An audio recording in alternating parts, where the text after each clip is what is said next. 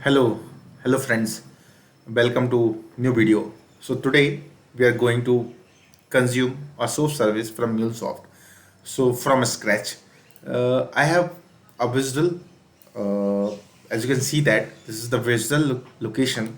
Let me show you what we have in the visual. Okay. So this is the visual. First, I'm going to consume this web service from SOAP UI. So let me create a new project. Let me skip. Let me create a new project. New SOAP project. This is my visual. Okay. So as you can see that we have a two operation in the visual SOAP service. So the first operation is find flight. If I send SFO and send request, I am getting a flight. List flight, all flights. You're getting all flight information. So this is how we have consumed a SOAP service from SOAP UI. The same I'm going to do in MuleSoft. So let's get created the project. So new project, SOAP API example -1.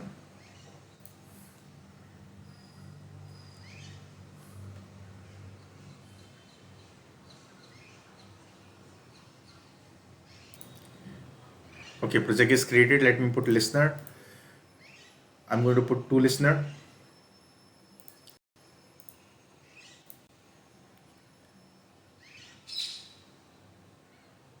Configuration, default port, find FLIGS, find flies, find flight. First operation is find flight. Next operation, another operation which I'm going to consume is list all FLIGST, list all flights. Okay, so let me drag and drop uh, web service consumer connector. Yes, consume operation. Okay, create configuration. So let me paste visual.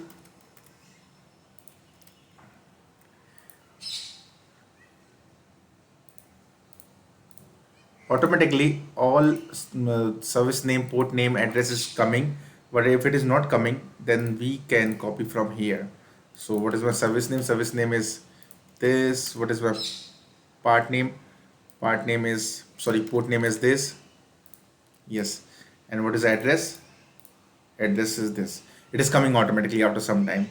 So we successfully created configuration. Let me check what operation it is showing or not. If it is not showing operation, then we will copy manually from visual. Okay, so here is a find flight operation, and below we have list all flight operation. Okay, everyone know that uh, as as this is a SOAP API, SOAP service we are going to call. In the SOAP API, we are calling a find flight operation, but this operation require a body. So we need to send a XML, and inside the XML, what we need to send, let me show you. So the most of time we are confusing that if we need to consume a SOAP service, so in transform message before web service consumer, what exactly we need to send? So we need to send whatever present inside the body.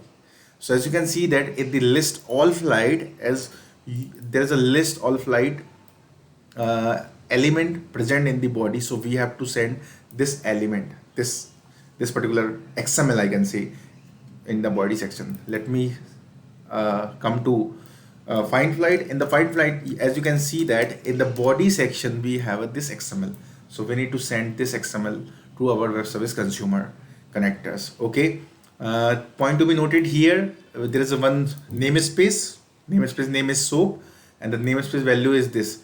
So we need to send exactly the same. That's why I'm going to copy the namespace here. Let me first copy. This is the target namespace, and we need to copy that. So I'm going to define namespace ns soap and namespace URL.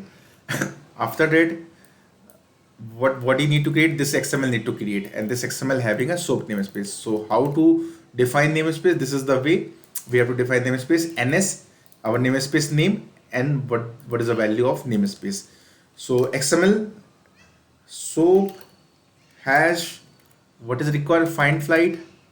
Find flight is required. Then what inside the find flight we need a destination, and what would be the value of destination? SFO. So we have done, let me send XML body, you can say XML body for soap itself. We are not sending a body tag element. Let me show you. We are not creating this body, it is automatically created, and our web service consumer first create a soap envelope internally and send to the soap API. Whatever is coming you will able to get here. So logger, so transform message. Okay, I'm going to convert whole payload into JSON. So what is, so by default, as you can see that the web service consumer gives some metadata, what is accepting and what is giving.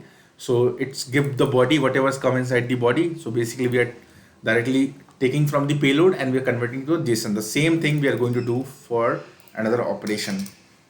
Transform message payload, yes, and the same thing we are going to do for list of all flight, but list of all flight we need to send a different XML. What is that? Let me show you in the SOAP UI. For list of all flight we need to only send this element, right? So we are going to create this element. How? Like this way, colon null, because it don't require any body. Yes, okay. So let me do some naming convention to JSON, so it will be kind of useful.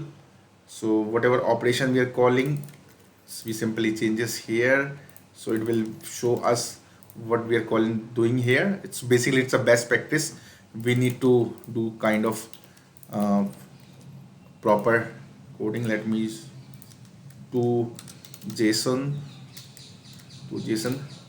and this is XML body for soap. Let me deploy. I'm going to deploy it. Yes, as you can see that it is deployed. So let me check what port we have exposed our API 8081, and what is the base path, what is the path, basically find flight and list flight. So let me do localhost paste list of all flight. Okay, so first we are doing this operation. Let me click on the send button. So as you can see that we are getting a response. Okay, this is the response. Let me compare the same response with the SOAP UI. So as you can see that inside this particular element coming under the body, as we have done whatever coming inside the body, we directly taking and converting to JSON. List of all flight is a element name, and inside that we have a multiple flights information. So the same is coming from here also. Find flight. So as you can see that we have hard coded one flight name here, SFO. So how to call this? Let me copy find operation and paste and send. So only SFO is coming. So I've done from my side. Hope this is useful. We are successfully able to consume SOAP web services. So let me give you conclusion. So first we need to hit from SOAP UI and understand that what is the structure of the XML.